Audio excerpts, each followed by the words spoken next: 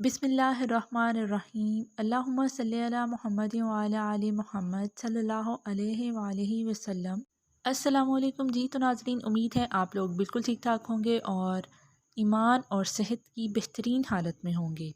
درود پاک ایک ایسا وظیفہ ہے جو کبھی بھی رد نہیں ہوتا، ہر حالت میں وہ قبول و منظور ہوتا ہے۔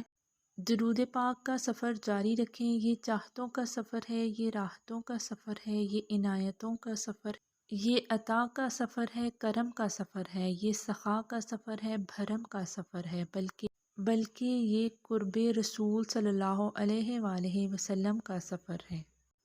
آج کا ایمان افروز واقعہ آپ کی خدمت میں پیش کیا جاتا ہے۔ ٹائٹل آف دا ڈے: درود پاک کے بدلے جنت مل گئی۔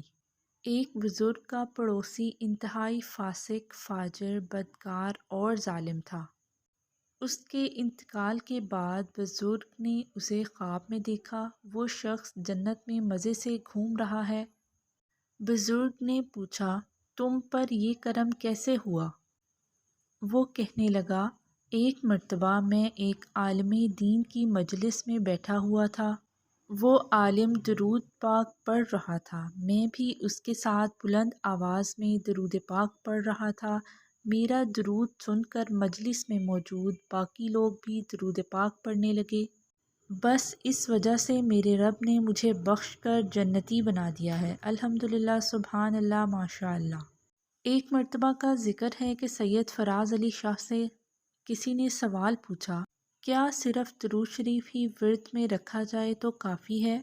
انہوں نے اس قدر خوبصورت جواب دیا انہیں کہ بے شک درود شریف کا ورد ہی جاری رکھا جائے تو یہ کافی ہو جائے گا۔ جس شخص کو اللہ پاک یہ توفیق بخش دے کہ وہ درود پاک کا ورد جاری رکھے تو اس سے زیادہ اور خوش نصیبی کیا ہو سکتی ہے۔ اسی طرح آپ نے پہلے واقعے میں بھی دیکھا کہ کچھ مرتبہ درود پاک پڑھنے کی وجہ سے اس کو جنت عطا کر دی گئی۔ درود پاک کم پڑھیں یا زیادہ، لیکن روزانہ پڑھیں۔ پیارے حبیب محمد مصطفیٰ صلی اللہ علیہ وآلہ وسلم کی بارگاہ میں روزانہ باقاعدگی سے حاضری لگوائیں۔ کیا معلوم کب کرم کی بارش ہو جائے اور حاضری قبول ہو جائے۔ یہ حاضری صرف اور صرف اسی طرح لگائی جا سکتی ہے کہ آپ ڈیلی بیسس پہ درود پاک پڑھا کریں اور بہت ادب اور احترام کے ساتھ پیارے حبیب محمد مصطفیٰ صلی اللہ علیہ وآلہ وسلم کی بارگاہ میں پیش کیا کریں۔ اللہ پاک سے دعا ہے کہ وہ ہمیں ادب، محبت اور کثرت سے درود پاک پڑھنے کی توفیق عطا فرمائے۔ آمین یا رب العالمین۔ ہمیشہ خوش رہیں، درود پاک پڑھتے رہیں، مسکراتے رہیں اور اللہ کی امان میں رہیں۔ خدا حافظ۔